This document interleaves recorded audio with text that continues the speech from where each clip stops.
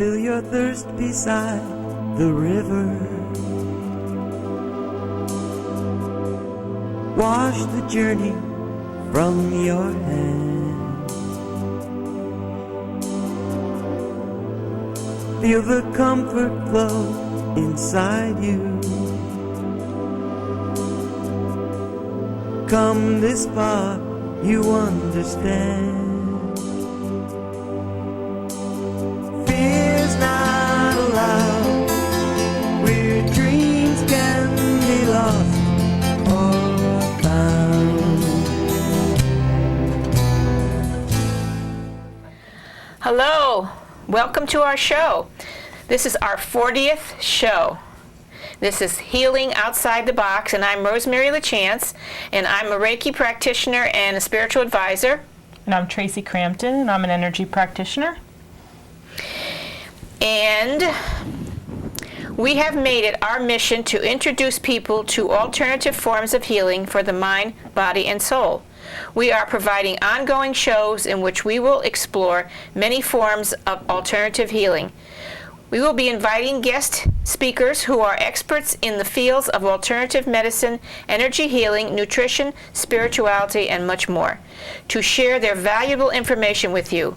We will also give you, the audience, the opportunity to email your questions to us and have them answered on this show. This show is for all of you who are standing before the bridge and are curious or actually seeking other ways to feel healthy, balanced, and peaceful. Each week we'll be answering questions from our viewers, and tonight's question is, how can, a very nice lady wrote in, called in and asked, how can she be more active to get insurance companies to pay for alternative healing and to get naturopathic medicine, healers to be allowed in more states in our United States. I think there's not that many states that allow naturopathic medicine. So it's like a twofold question. And we're going to try to offer some suggestions. And if anyone out there has a suggestion, please email us or call us and let us know. As far as I know, on the internet, there are many, many, many groups. I know because I get a lot of emails from them to save animals and so forth. And there are many groups that are on health that send all this information and tell you how you can do this. Petitions to sign and so forth, right, Traci? Absolutely. And people can get petitions together. Right, and that's what I encourage everybody to do, is get petitions even towards your insurance companies, saying, this is what we want. There's a need for this and a desire for us to have alternatives to be treated in a preventative way as well as just in a crisis. And, the thing is that big pharmaceutical companies, they lobby quite a bit in Washington against this kind of thing. So we have to talk to our representatives. Yes. Write them, call them, request meetings with them, find people who can lobby for us, that can go there up against big pharma. It's hard, but that's the only way you can do it. And believe me, I've been involved in projects where we did make a difference and we did get something done. We get a lot of things done. So that's what you can do. And if anyone out there, has an answer for us, another answer, please call us and we will present it on our show again. Okay. And I think it's important too, just to get some science. Look up scientific studies about the benefits of alternative healing. Be prepared, to quote studies that are out there with statistics. There's plenty again online. There's resources online so that you can find this information and have that support you need, because it's very hard to go into your doctor, or to your insurance company and say, this is what I want. You might often get the response as, where's the scientific evidence? But it is out there. It's just not commonly found in your regular medical journals. Yes, on a former show with Dr. Sensenik, a naturopathic physician here in Hamden, he brought that up. He said they say there's no research, but there's tons and tons of research that has been done on alternative medicine if you just look for it. So we want to encourage everybody out there to seek your answers and to be prepared and to express what you want. Exactly. Don't let up and don't give in. Right. If you want it bad enough, keep on going. All right. I hope that helps. Thank you. Okay, so Tonight we have, tonight's our 40th show, like Rosemary said, and we have with us tonight 2 animal advocates, Barbara Day and Karen. And I'm going to read Barbara's bio for you. Barbara was born in the city and raised in a pretty typical meat-eating family, and never made the connection that the animal she was eating had to die. Meat was something that came from the deli downstairs. She was in her 30s before she came across literature that spoke of the meat industry, slaughterhouses, and animal death. At about the same time, she became aware of the health deficits of meat eating. She gave up meat, but still ate dairy and eggs. By that time, she had developed some health problems, and someone suggested a macrobiotic diet. She found that a macrobiotic counselor who immediately severed her from all meat and dairy and egg products. On the macrobiotic diet, she thrived and found that some of her symptoms dissolved away. Thus, in 1992, she became totally vegan. She remained on a macrobiotic diet for almost a year and then discovered other forms of veganism and is now exploring a raw food diet. There came a time when she realized with some astonishment that vegetarianism encompassed and sustained a healthy human diet, kindness towards animals, and, in addition, a clean and healthy environment. There were no losers and no contradictions. The meat-eating enlightenment eventually led her to other animal issues, and finally she began attending a few protests. She met Julie Lewin, is that how you pronounce her name, Lewin? Yes, that's yes, right. Okay. At a circus protest, and she was just beginning Animal Advocacy Connecticut. She volunteered to be a captain for this organization and soon learned about legislative formation and activity. She continued to be more involved with circus issues and eventually found herself attending meetings and the so-called core group. Lately, she has been doing citizen lobbying at the Capitol and developing a public access show on cable called The Garden of Vegan. Okay. Now, the name of our show tonight is called The Plight of the Animals, Part 2, in a series of many more shows we're going to do on animals and animal welfare and to help the poor animals. And I'm going to speak about Karen. Karen was born in Boston and brought up in a politically active family, educated in Catholic elementary schools, then public high school. When she was 16, she joined the Connecticut Animal Welfare League and rescued and placed homeless dogs and cats. At 17, she saved and sped to England with a friend to meet the Beatles, which was a success. While dining at the lounge in Lancaster Gate Hotel in London, eating her favorite meal, steak smothered with mushrooms, a news flash came on the TV saying that the Beatles had seen a film about a slaughterhouse and had decided to become vegetarian. All the pieces fit at that very moment. What am I doing? She thought. At 18, she went to New York City to the New York School of Dog Grooming and started a dog grooming business with a friend for 5 years. She volunteered in the peace movement. She worked with her own mother and other mothers for peace in petitions to establish a Department of Peace. Presently, the United States has an Institute of Peace funded by Congress. I didn't know that. Currently, there is legislation pending to establish a Department of Peace. Then she went back to school to earn a BA in psychology and went on to earn a master's in marriage and family counseling. Working in high school for 25 years in security, which involved truancy and discipline problems with students. She was always active in animal causes, from marches, demonstrations, letter writing, and rescue. Now she concentrates on citizen lobbying at the Capitol, filming circuses and traveling animal shows, and speaking on behalf of the animals. Very good. Welcome. Welcome. Thank you for having us. Welcome, Barbara. I can't read you, but welcome. Okay, so we're going to Right, start. and I think one of our purposes with this series is really, as Rosemary had mentioned in our last show on this series, is to give the animals a voice because they cannot speak for themselves.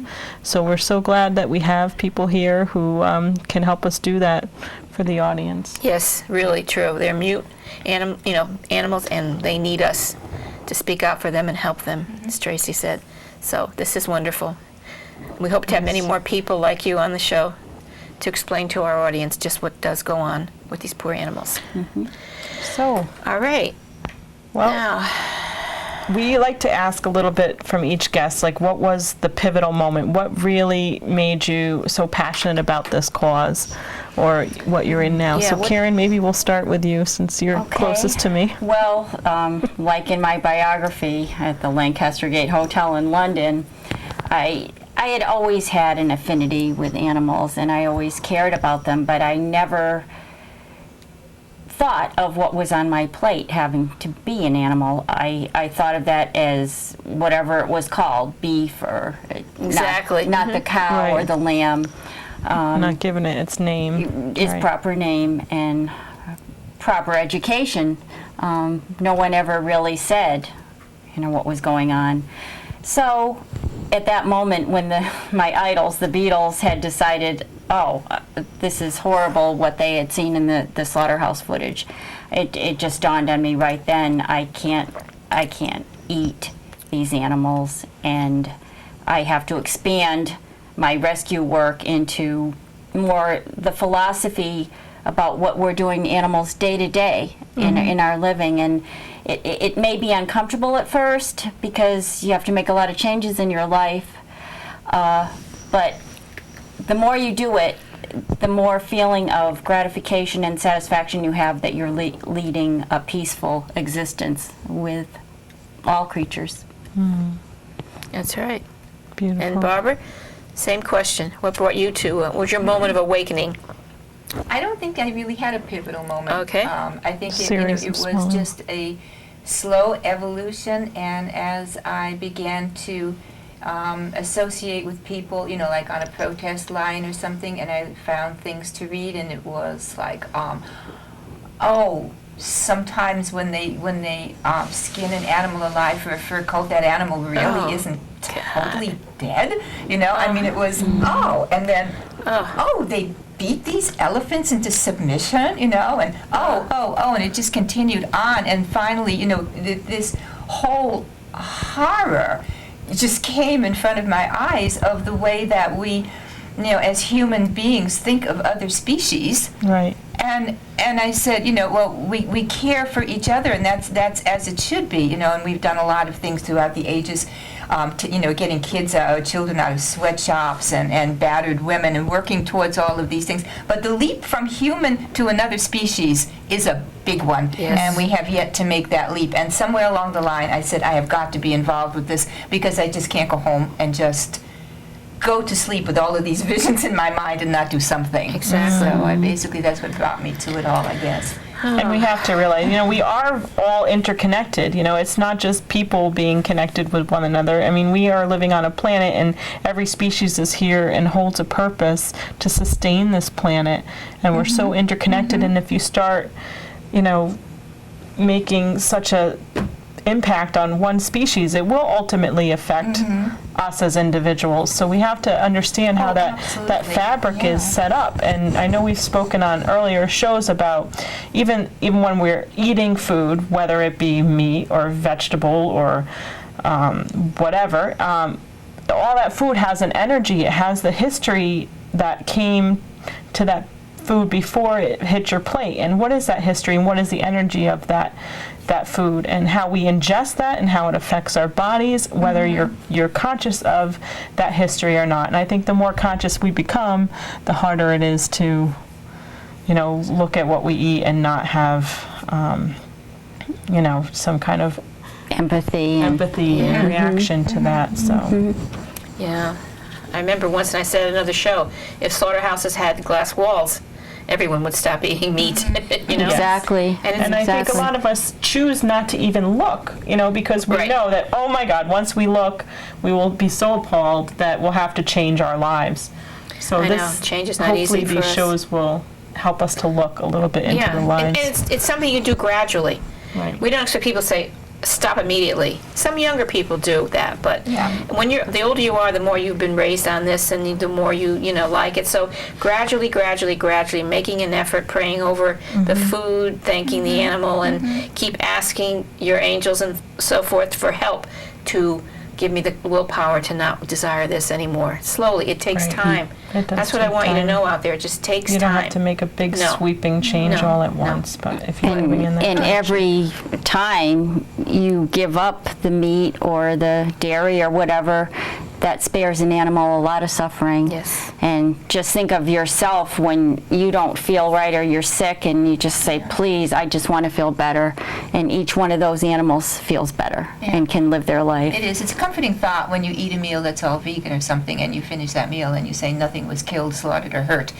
And there's a peacefulness that comes with that. And I think also, I know I've gone at times when I've done, a lot of green vegetables and so forth for periods of time. And as I understand it, I may be wrong, but I think physiologically there's something in green vegetables that somehow makes the chemicals in the brain become quieter. And more peaceful, and you begin to have a really serene feeling after you eat food like this. And so, I don't know, I mean, I thought it was my imagination, but then I read it somewhere too, and I said, this really happens, it actually is a chemical effect. When you think about it, what we eat, food, is chemistry. It is chemistry. And so everything that we put into our mouths, is going to have some chemical effect, so we need to be, as a society, very aware of what we're eating and what we're doing.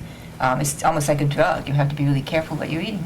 Well, another thing I had read and talked about a long time ago was that when an animal is slaughtered, they feel tremendous pain and tremendous fear. And that is in their vibration in their body. And when it's brought to the market and cut up and sold in the supermarket, whatever, that vibration is still in there. And we absorb that into our bodies. And the adrenaline, all the adrenaline and the pain hormones that come up, like anytime we feel pain, they're there. We're eating those when we eat an animal that's slaughtered in that way. That's Right. Exactly. Exactly. And you're also eating everything that they ate, and everything that they've been subjected to, the antibiotics and, That's true. the chemicals to help them produce at a faster rate or become fatter so that they make more that's all in tender. there. I mean, it's Hormones, chemicals, pesticides. So you have to eat all these hormone things. right, and unnatural foods, and diets that are not natural for them. We had even heard from one of our naturopaths that chickens at the time of their slaughter are injected with arsenic to make them plumper. Can you imagine arsenic? We're eating arsenic? Okay. So let's see. What do you think needs to be improved with the animal movement? And you want to defend Well, that? I think we need more people, and people need to get involved more politically. The laws for animals are very minimal and very slow in evolving. And if people realize they can be in touch with their lawmakers and tell them what they want for animals, they can speak for animals, and the laws will change. We had several bills pending before the legislature this past session. A few of them made it. The puppy mill bill, which states that pet stores have to say where their dogs and cats have come from, and hopefully that will curb the puppies coming from the mills in Pennsylvania and out west, and only come from responsible breeders. We hope that people will only take dogs from rescue places anyway, and not buy them from breeders or pet stores. But laws move slowly. But if people call their lawmakers or email them and say, we want animals out of circuses, or we want stronger laws for animals, it'll happen. We just need to hear from people. The lawmakers need to hear from people, and don't be afraid to call them, because and even write letters. Write letters. Sometimes they get them more than they get email. Form clubs or whatever. Get people speaking out for animals, and it'll happen fast. There is an organization, I didn't mean to interrupt, there's an organization called Connecticut Votes for Animals, and these are the people that, if you wanted, to Google that up or research it, will help you to, have alerts as to what bills are coming up and who to get in touch with and what the bills are all about and so forth, so that you can say, please, to your representative, please vote yes or no on such and such a bill. That's Connecticut Votes for Animals. So say it again to our audience. Say it very Connecticut slowly Votes for so they can write it down. What is it called? Connecticut Votes for Animals. Connecticut Votes for Animals. Yes. Okay. ConnecticutVotesForAnimals.org is the website. There you go. And you can sign up. It tells you all the bills that are pending, what's going on. You don't have to do any of the work yourself. Just we'll do it for you. The organization will do it for you, and then you That's just have great. to email your legislature and tell them what you want and speak up for the animals. That's great. That's really, really great. And also, Julie Lewin, who Barbara spoke of before, wrote a book called Get Political for Animals and Win the Laws That They Need. And it's an excellent book. It's available online. Okay, And, Get Political for Animals. Okay. And if we'll tell the people how to get in touch with you all and us after the end of the show. So if they don't have a chance to run and get a pencil and write this all down, they Okay. can do that. So this will be great. So what type of issues do you encounter and address as animal advocates or activists? Well, I mean, there's so many of them. There is what we talked about, the food issue. That's a very complex issue. But it's mostly, it revolves around the slaughterhouses and the way that animals are slaughtered, and also the fact that the laws are so absolutely and totally inadequate. And for poultry, there aren't even any laws, so they can do anything they want with the poultry at all. Really? Yeah. Oh, yeah. And so that that's one issue, and it's probably one of the strongest ones, because if people began to become vegetarian, I think it would underlie a lot of the other issues. So it's kind of a really basic type of thing. But there's also a fur issue. I mean, please don't wear fur. It's a non-necessity. You can be warm in other types of materials, and the animals on the fur ranches suffer so badly, and they're harvested. They call it harvesting, as if it was a crop or something like that. But these are living creatures, and they do it very quickly. And the way that they kill them is very painful, and I probably wouldn't even want to, put it on air or anything like that. So there's the fur issue. There is the circus issue and entertainment animals in general, rodeos and circuses, and what other entertainment animals do we have out there? All kinds of animal exhibits and traveling shows. Traveling shows, right, things like that. There's a petting zoo that travels all over the East Coast that's based in Connecticut, and it's a horrible life for animals. They live out of cages their entire life or in a truck. Elephants are transported around the country in freight cars, boxcars, or trucks, often chained for days on end in the freight cars. Ringling has been known to chain their elephants in freight cars for 5 days. They stop the trains for everybody else to get out and exercise, but they don't take the elephants out. They bring the water or the hay inside the freight cars, and that's how they live. And basically the only time the elephants get to walk around at all, and elephants in the wild walk 25 miles a day. Right. Wow. Is from the boxcars to the civic center or wherever they're going to perform, and then to the performance, and then they do their tricks in the ring and go back to their chains or pens. That's their life. What a long way we've come, because there was once where we had to for our survival hunt and kill an animal, but at that time I think people used the meat, and they used the fur, and they used for clothing, they used the every American bit of that Indians. animal, and there was such like a connection and a gratitude for the sacrifice of that animal's life to present time, where not only are we just harvesting, like you said, animals just for one part of their existence and disregarding and not giving thanks for that animal's life, and then to the extreme of abusing animals for the sake of our entertainment, which is really, really... I want to say to our audience right now that as you listen to all of these things that we're talking about, put yourself if you can, the animal's place. Think of yourself if you were taken from your home, put in a cage on the road, trained to do something, not being allowed to walk, not being able to live the life that you want to live. Or if you are an animal, slaughtered for fur, or if you are an animal in experimental labs for research that they really don't need these animals to do this. Think of that, being injected with diseases and being killed and cut up. Just try to put yourself in their place. You think animals don't have feelings? They have feelings. Look at your pets. Look at your pets, how they come running to you, how they love you and give you love and everything. Do you think the wild animals have any less feelings than that? No, they don't. I just want you to What I keep think an was open remarkable, mind. I watched the video that you gave me with the elephants in the circus, and they do mimic humans in so many ways, and the memory and the length of their lives, and even the way they socialize. I mean, they are examples, And they, like us, they experience stress. You probably saw them swaying back and forth in their pens and bobbing their heads. They are so stressed out, they're going through neurotic, stereotypic behavior. They're bored. They, this goes in and day out.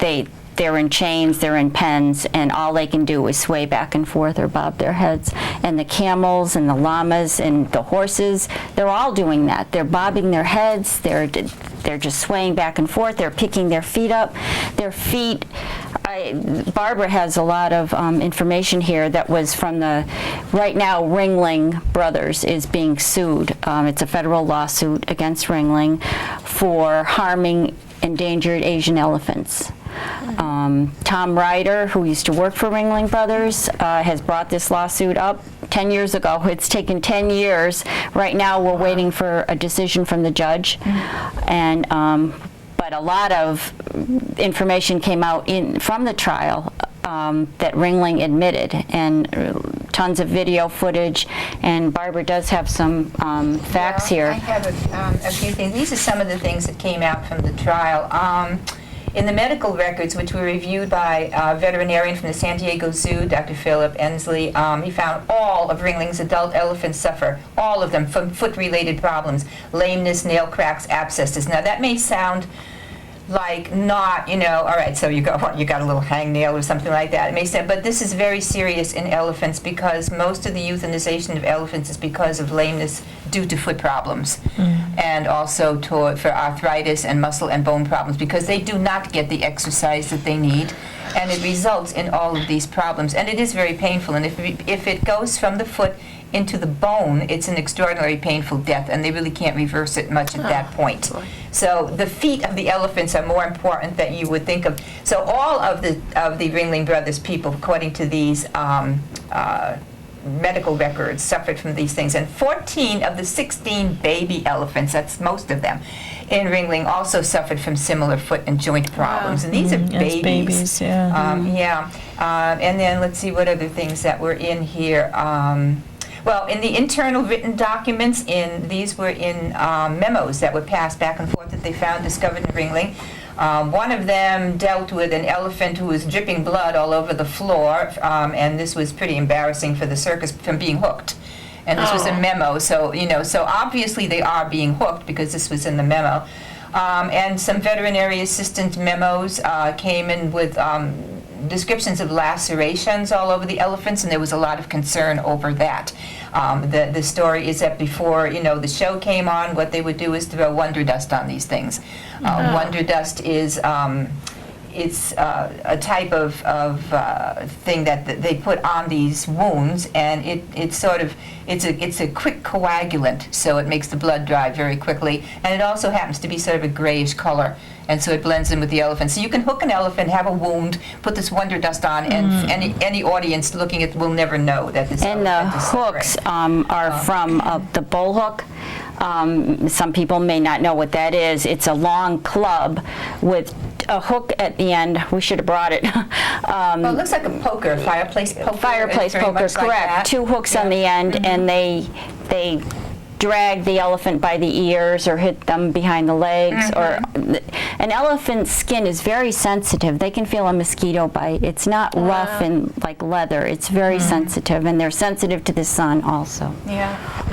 Also emerging from the trial in Washington was that Kenneth Feld, who owns Ringling Brothers and owns some other entertainment organizations, himself admitted that the handlers do strike the elephants with bull hooks. So he admitted it, and they do it frequently, and they do it as a regular habit. So this is an admission right out there that they do this. There also are no laws in the AWA or any other federal laws that really have anything to do with the way an elephant is trained. There are laws about, maybe how much food they get, how much water they get, and that kind of husbandry thing. But how they are trained is really, there are no laws protecting them, and basically that's why they get away with a lot of this. Laws are very vague. So I think that was basically most of what came out. Oh, there was one other thing about how long elephants were in boxcars and so forth, up to about 100 hours. That they can be stuffed in these boxcars and kept there. So that all of these things so far have come out in the trial, and that's only some of it. I have more, but that's just part of it. You have some pictures of the elephants? Might be a good time to show right now. Actually, that might be good. here's one. This is in Hartford. Bring it down a little bit. Bring it down lower. Oh, yeah. There you go. Okay, I see. This was in the Hartford Civic Center. Actually, I took this picture, and they were chained in a picket line. There were several elephants like this, all getting chained, and they were just chained the whole time except for the performance, and that was for 5 days. This is in Bridgeport. They're chained in a picket line. You can see the chain at the bottom of their feet. This goes on in every town for 50 weeks a year in the United States, and now Ringling has a unit at Coney Island that's there the whole summer. And Ringling has all kinds of animals, from porcupines to cows to alligators, and you'd wonder what they can do in a circus. They just feel the need to exploit every animal, every breed of animal or species of animal there is. So, we'd like to get all the animals out of the circus. I think people would enjoy the circus without the animals. There's a lot of... Well, there's a lot of non-animal circuses outside, that people can look into and go to, and a lot of them are thriving. It's the Moscow International, is it? Is that it, or is it which one? There's two Moscow circuses. I forget which one. Moscow, one but of course, Cirque du Soleil. Cirque du Soleil is one. Cirque Eloise, Cirque Dreams, Jungle Cirque Dreams, I think is called something like that. And that's an interesting one because it's my understanding that the performers in that dress up as animals and do all of their acrobatic tricks and everything, but there are no real animals that are used, and the kids love it. They, and I would love to see that come around to this area sometime. Yeah, there are already over 25 circuses traveling without animals So now. it can be done. And there's a list on circuses.com, PETA's website. Just go to circuses.com and you'll find out all kinds of information about circuses, animals in circuses. Wow. What kind of people are activists?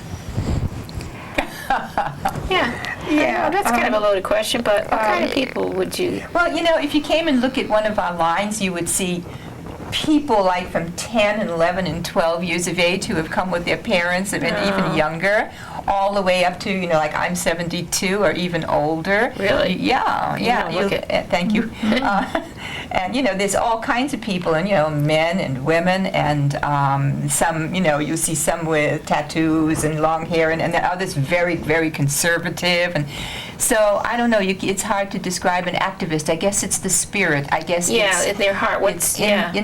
in our hearts, I wish I wasn't an activist. I wish I could just go home and just blissfully forget about this whole thing, but I can't do that. Maybe that's what makes an activist. I cannot go to bed at night and envision these things and just not do something about it. So I have to be out there on the lines whether I like it or not. I'm not sure what else would make up an activist except that spirit that you have to do it. And they come And from that's all not a walks choice, of like you life. said, it's not a choice. Not a You choice, feel yeah. compelled, yeah, you No, feel yeah. pushed. Compelled. Yeah, it's a compulsion, basically. It is in a way, yeah. You know, So, the people that go undercover to witness the abuse, no matter where it is, in what form, you know, labs or slaughterhouses or circuses or wherever, for puppy mills, they have to be kind of special people as far as I'm concerned, because I adore animals, and if I were to go undercover, I would run out and grab a hold of that I could guy not. and make sure they'd stop, and you can't Yeah, do that. that I can't You have do. to have the heart to be able to stand there and look at that, to take the pictures, to expose it. Yeah. It's like a piece of me dies every time I hear of a new abuse. So it's like I can't do that kind of thing. I can do letters, petitions, and everything, but I could never go under There's a special undercover. courage Yeah, for someone who It can does. do that, you know, and come back and not, you know, and not spend the rest of their lives in insomnia or nightmares or something like that. exactly. Just, And not obsess about it. Yeah. You have to look at it almost like a job, because if you don't, You have to detach a little bit. you detach, but you also, as an activist, I kind of wake up every morning thinking, okay, what am I going to do for animals today? I retired early from my regular job to do this, and I just, you can do it 24 hours a day, Yeah, sure. basically. There's not I enough mean, people. there's so many things to do, and communicating with others when you go to the supermarket, you notice what other people have in their carriage, and you comment on it and say, oh, you know, there's a tofu pup instead of the hot dog you could eat, and it's healthier, no trans fats, and it changes your whole life, because does. everywhere you go, you see. You know, your eyes are open and you see, and you don't really want to, but you know, your eyes are open and you see. And I know activists, like independent activists like ourselves, we put a lot of money into it also. I mean, I make my own posters, we make our own flyers, we put a lot of money into those kinds of things. I recently put an ad in the full-page ad in the paper in Willimantic against the circus. I took that out of my money. It was my funds. And I mean, it's but you know, if you saw a child being beaten or something like that regularly or something like that, could you just Stand by. not do something, even if it cost you money, time, and effort? Could you not do something? Well, you know, these are like children. These are like our children. They are. Just because they're another species doesn't make it any less cruel or any less horrendous to, you know, to treat them this way. God this created is all how of I us look at out it. of love. All the Yeah. animals, all the Oh, yeah. creatures, the nature kingdoms, the mineral Yeah. kingdoms, and us, all of us. Yeah.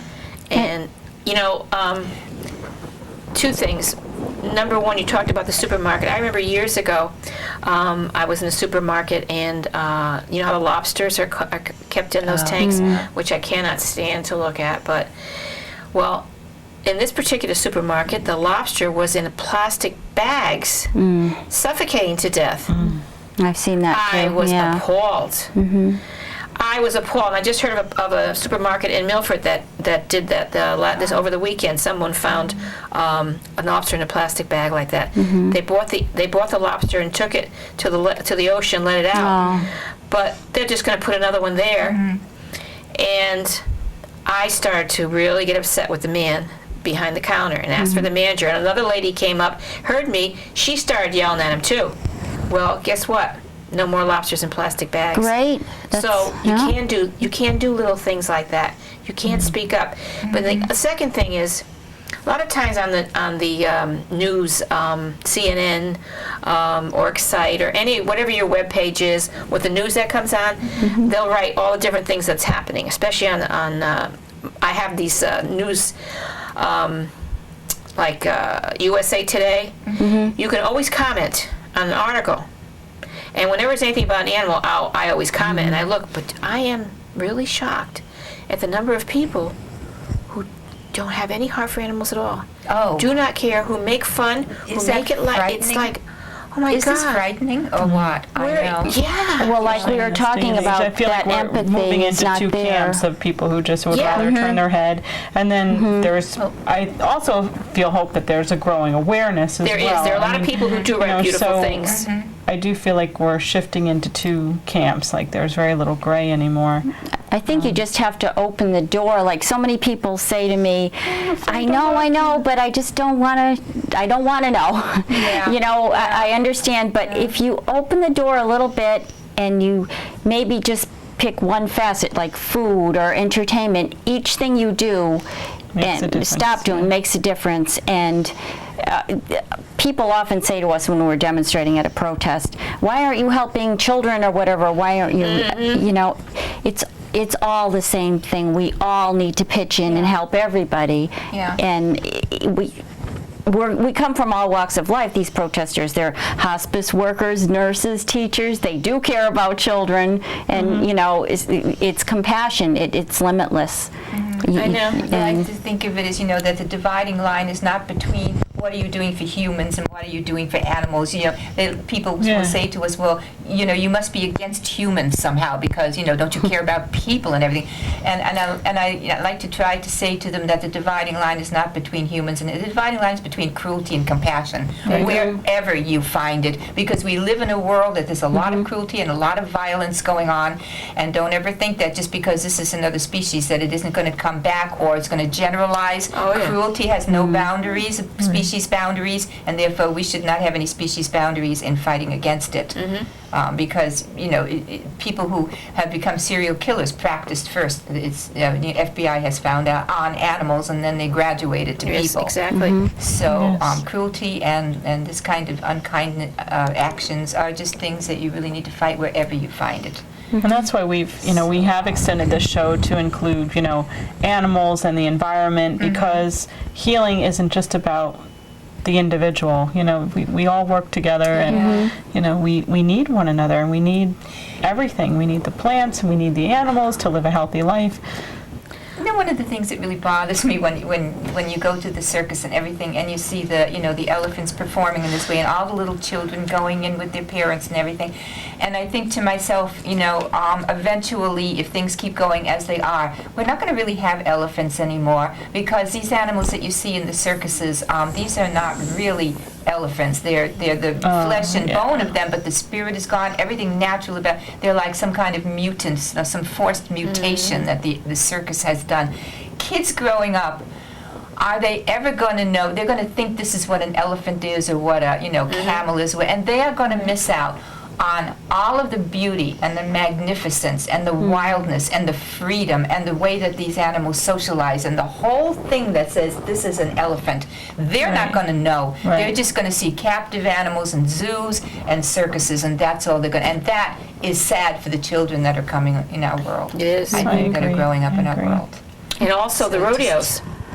They think that the animals just buck like that. They don't know that they put thorns and so forth, isn't it, underneath the saddles to make them do that? It's a bucking strap. It's right on their groin, and they try the whole time to get out of the strap. And you see when they loosen the strap, the horse or the steer, whatever, they stop bucking immediately. And really, and children go to rodeos too, and children learn nothing about the true nature of animals through any traveling show with animals. They learn the animals are to be bullied. And what a thing nowadays to teach children that you can, because that's an animal, we can hurt them and we can bully them. Yeah, we can contain them, you know, out of their net. Right. Just the thought of the elephants, how much they travel. I mean, in these cubicles and these chains, and that whole instinct to just move and roam and stampede is just pulled out of their existence. What I hear on the blogs, or what I read is, oh, for goodness sake, it's just an animal. You know, I don't understand that mentality. You got to pray for these people. That's all I can think about, that they just somehow wake up, because what goes around comes around. That's right. Someday it will fall back on you. But the ironic part is that if you're not a vegetable or you're not a mineral, you're an animal. And yes, exactly. Yes, you are. You know, a human animal, as not opposed to, but is different from a non-human animal. But still, it's flesh and blood. It's pain, and it's the same thing. So we all suffer. We all feel pain. And I think one of the things that we had talked about in the show before too was that a lot of people think animals don't have souls. You know, like they're zombies. You know, along with not having feelings, that they think that there's no souls. Yeah. Now that was brought about by some religions who told people that animals don't have Yeah, souls. that probably contributes to this whole Yes. desensitization that you see. Because they do have souls and they go on. There have been so many books written and so many stories told about animals who come back to visit you, your pets and so forth. It doesn't stop with your pets. It goes on to all the animal kingdom, the whole animal kingdom, no matter what it is. Yeah. And I have even read where animals who have been abused so badly, whether they're, like I said, experimented on in labs, whether they're circuses, rodeos, slaughterhouses, fur, whatever they are, if they're so abused, when they pass over, they're lost in that world. You know, earthbound souls. How people know about earthbound souls. Animals become that way too, and they have to send their guardians to come and take them back home. So it doesn't end with just life, you know, on Earth. So somehow we have to let people know.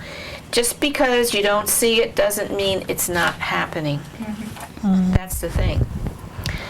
Okay, I get off my soapbox. I get so upset. Oh, that's a really interesting, you know, topic about, you know, whether animals have souls. Yeah. I, of course, definitely believe that they do. I mean, they have the spirit of life, and if anyone who's owned a dog or a cat knows that that little dog or that little cat has their own personality, has their own spirit, has their own, you know, just like people do. So why wouldn't you believe, you know, that they have a soul that exists? My cat came to visit me after she passed in spirit.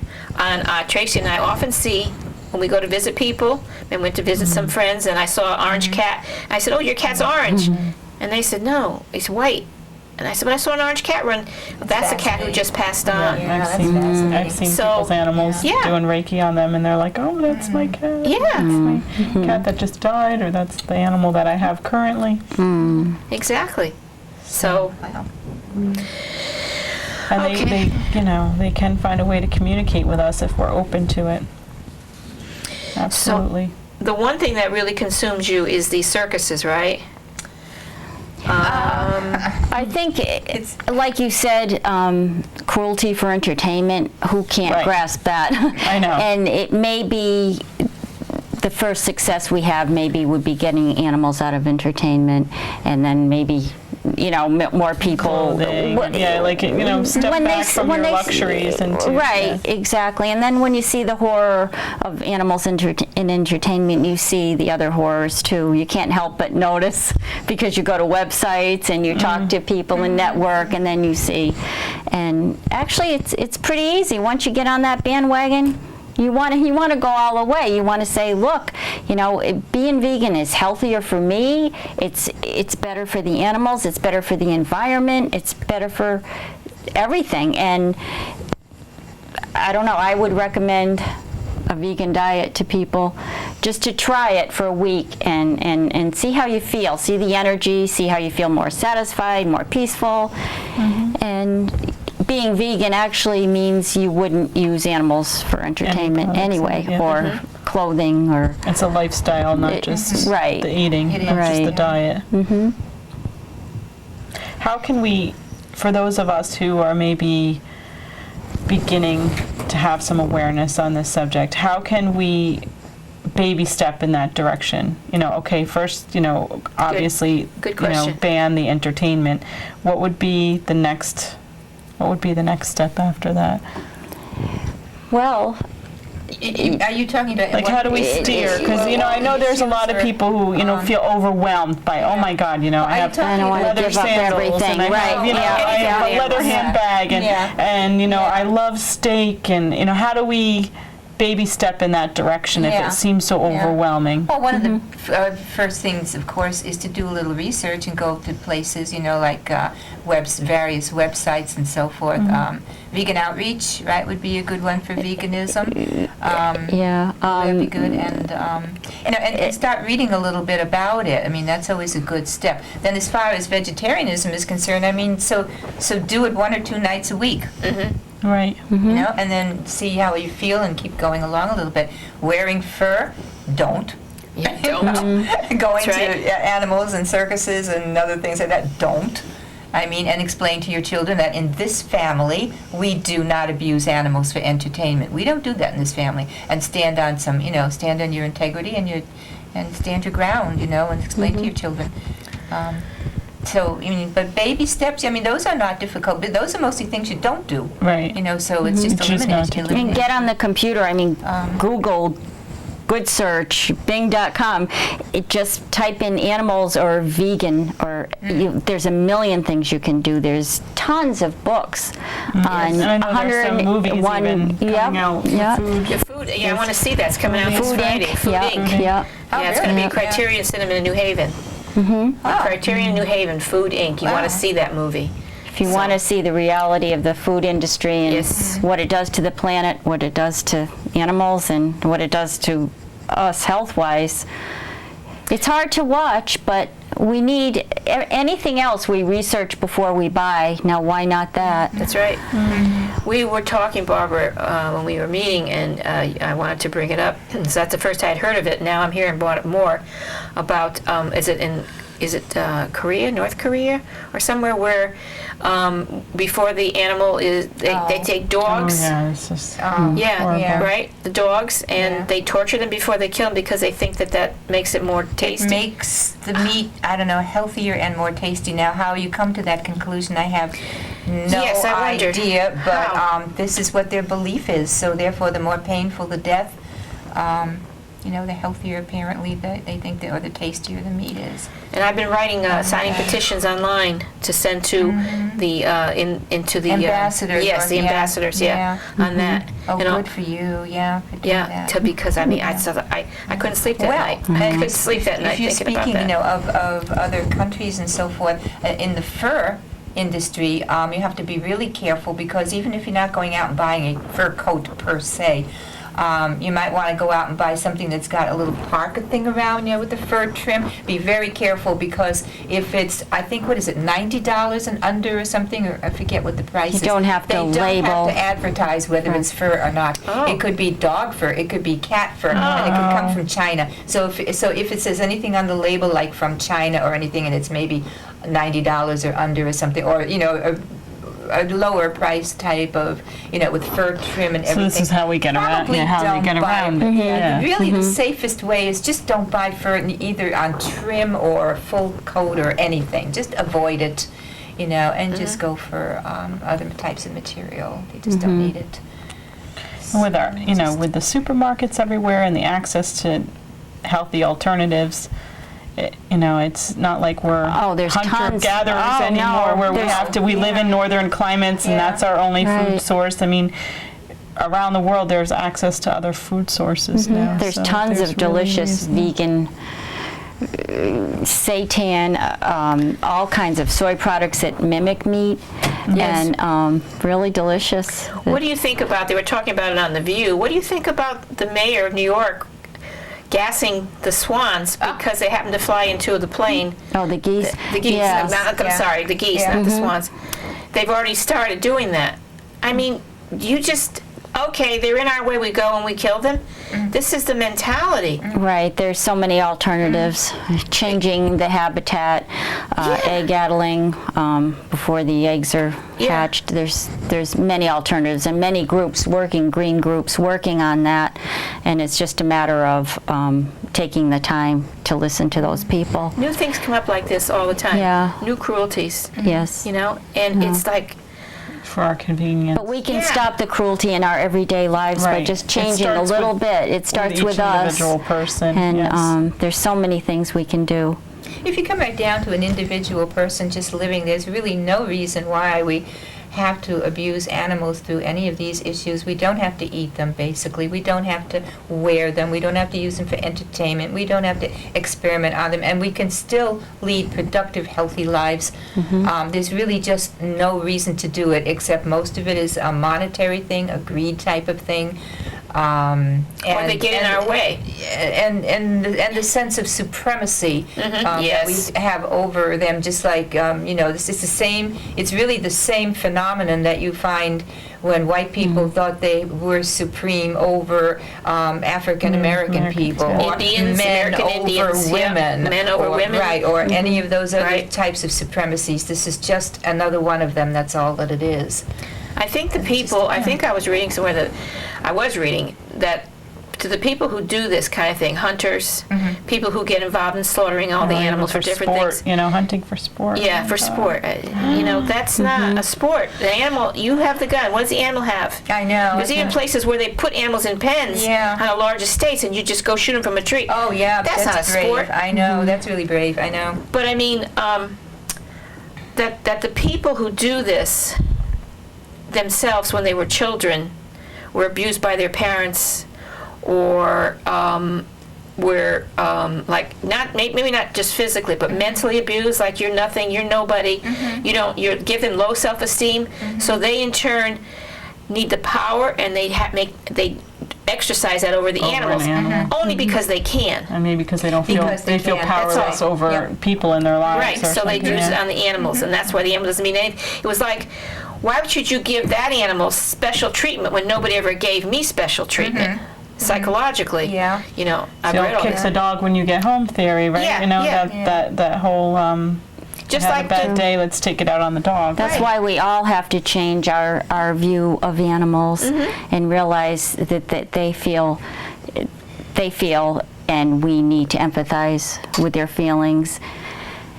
And if we look at animals the way we look at, I keep thinking of the bullying and all the things we're teaching children. Not to do discrimination, injustice, it's all based on our view. Say we look at a human, we think they deserve injustice, and that's not right, and we shouldn't look at animals that way either. I know when they talk about shooting deers, or when they talk about the geese, it's like they're in our way now. You know, I had a talk with somebody. I said, they were here before us. We're in their way. Yeah. No. Exactly. We're in their way, and so we're going to do this. Why are you doing this? Just because we can. Yeah. You know, that kind of an attitude. Exactly. We rationalize and justify cruelty. Yeah. I mean, I feel bad for these people.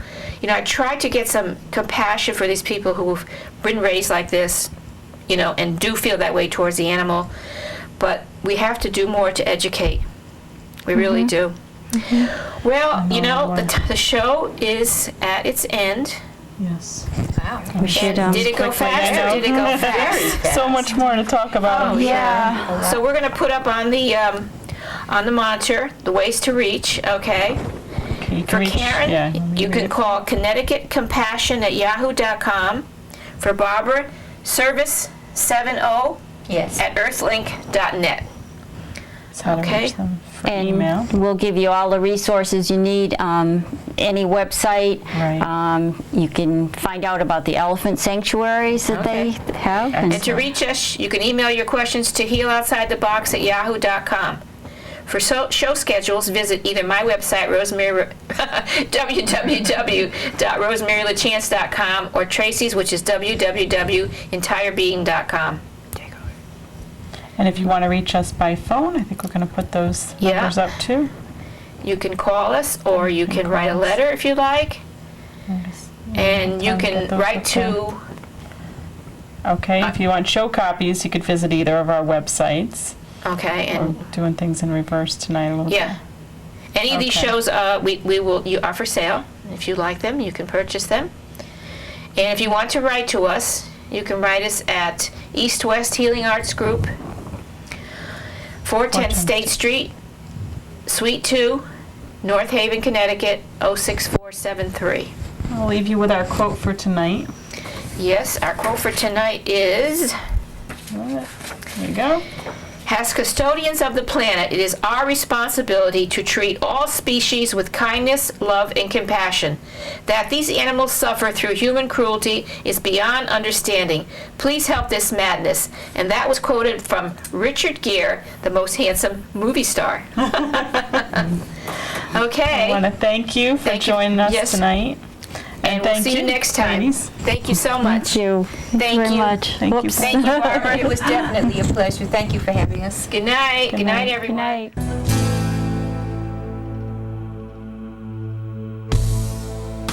As you look out through the window to the world you have made,